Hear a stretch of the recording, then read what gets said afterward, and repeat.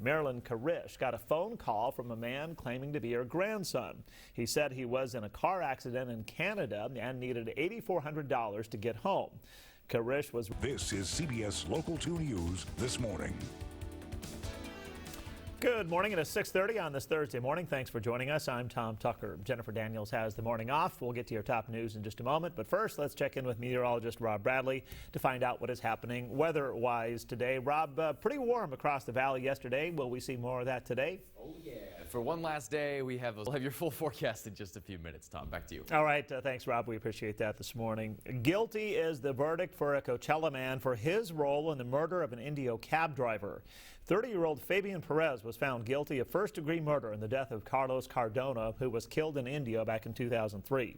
Perez didn't actually shoot Cardona that night, but police say he was at the wheel of one of the cars involved. The convicted trigger man, Christopher Jasso, was sentenced to death in January of 2010. Police say Jasso killed Carlos Cardona after robbing him. Police found Cardona lying on the street near Avenue 44 and Aztec Street, suffering from 2 gunshot wounds to the head. Sentencing for Fabian Perez is set for May 7th. A man charged with murdering 9 people in California is now claiming that he's killed more than 40 people.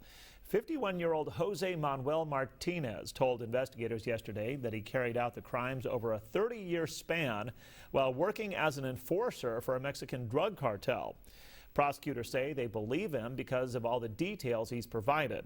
Police arrested Martinez last year and sent him to Alabama, where he is awaiting trial on 1 murder charge. He used to live in Central California, where prosecutors say he awaits 9 more cases of contract killings in 3 counties. Martinez is accused of kidnapping and committing murder for financial gain, which makes him eligible for the death penalty. It is known as a scam targeting seniors, and it's happening to some people here in the valley. 2 elderly women from Palm Desert thought their grandsons were in serious danger. And as CBS Local 2's Scott Hennessy reports, the women were ready to send thousands of dollars overseas to help them. Rena Maggott took a phone call from someone saying, I don't want anybody to have to go through a scam like I did. And that was CBS Local 2's Scott Hennessy reporting for us this morning. Now, to avoid being scammed, authorities urge people to verify the caller's identity by asking questions that a stranger wouldn't possibly be able to answer. They also suggest calling a family member before taking any action. More than 9 pounds of narcotics are off the streets this morning after a drug bust in Indio. On Tuesday night, Border Patrol agents stopped a 20-year-old driving this blue Ford Explorer near the I-10 and Hayfield Road. The K-9 team was alerted to the vehicle, and it was then taken to the Indio station. That's where agents report finding 5 packages of methamphetamine and heroin hidden inside the SUV's fuel tank. The drugs had a street value of more than $80,000. The suspect, his vehicle, and the drugs were turned over to the Drug Enforcement Administration. Rescue crews in San Francisco are searching for a missing 14-year-old boy in the waters off Ocean Beach. The boy, his cousin, and his father were out in the water yesterday afternoon when someone spotted them struggling. A nearby surfer saw that one of the boys, the cousin, was in trouble and rushed to save him. The kid's starting to drown, so I toss him on board, I paddle him in, and once we get into the shallow water where we can walk in, I turn out and I see the guy and he's just bobbing up in the water. I'm like, can he swim? He's like, no. Now that surfer, Tony Barbero, then went back into the water and rescued the father. He was transported to a nearby hospital. When authorities arrived on scene, they weren't able to find the rescued man's son. The U.S. Coast Guard and San Francisco Fire Department are combing the waters this morning. Well, that family whose sailboat broke down in the Pacific Ocean had to be picked up by a crew on a Navy warship. They are now back on dry land. The ship carrying the Kaufman family arrived yesterday morning in San Diego. The family then quickly got into a waiting van and headed for a hotel. Their ordeal began last Thursday when their sailboat broke down hundreds of miles off the coast of Mexico, and their 1-year-old became violently ill. Rescuers reached them, and California Air National Guard members parachuted into the water to reach the 36-foot sailboat. The medics stayed with the family and cared for the sick child until they all could be loaded onto the Navy ship.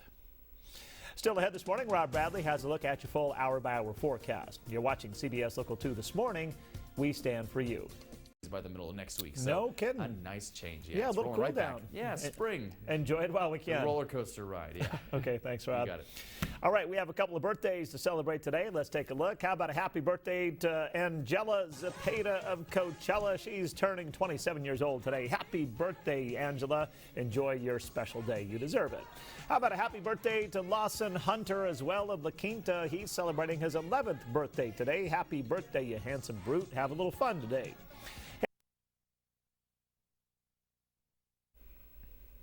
Well, the big upcoming music festivals mean big money for the entire Coachella Valley. Tomorrow is the first day of the first weekend of the Coachella Music and Arts Festival.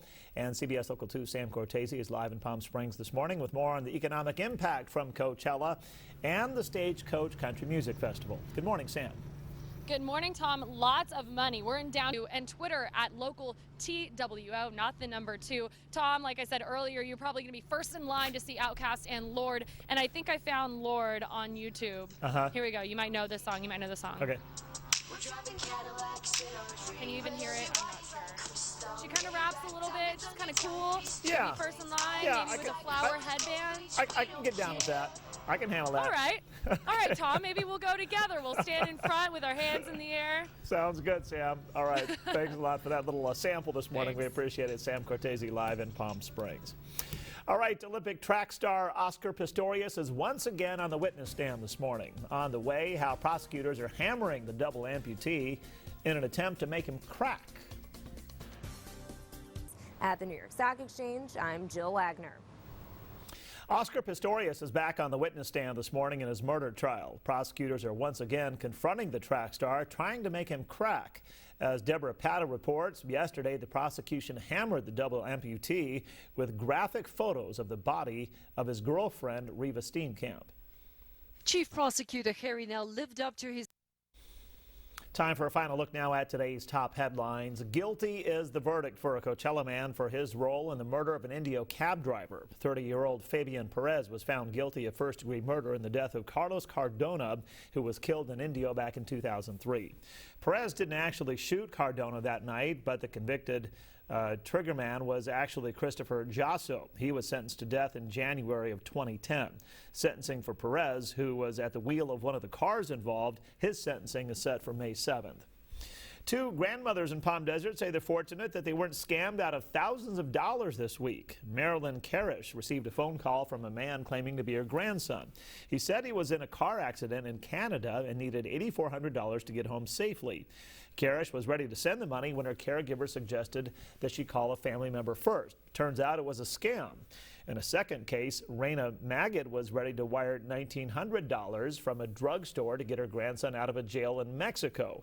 The clerk told her it was probably a scam, and in fact, it was. All right. Warm day One more today. day. Yeah, one more day of very warm temperatures. We're still staying about 15 degrees above average this afternoon. Upper 90s. Clouds take over later in the afternoon. A little bit cooler tomorrow. Much cooler Saturday, though. 94 degrees tomorrow. Light sprinkles in the higher elevations. All right. Nice weekend to look forward to. Oh, yeah. Okay, that's it for now. CBS This Morning is coming up next.